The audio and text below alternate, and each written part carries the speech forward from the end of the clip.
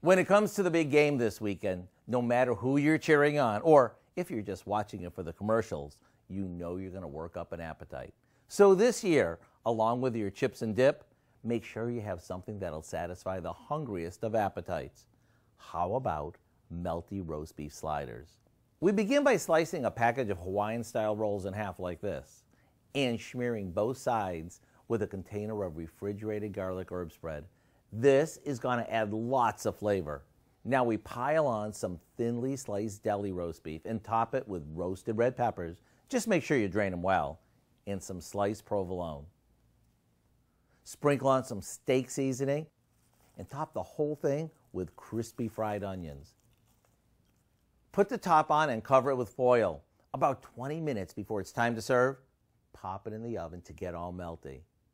Put these out during halftime and watch everyone dig in. The nice thing about these, they're just the right size.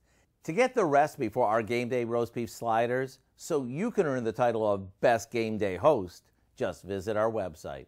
I'm Howard in the Mr. Food Test Kitchen, where today we found a winning way for you to say, ooh, it's so good.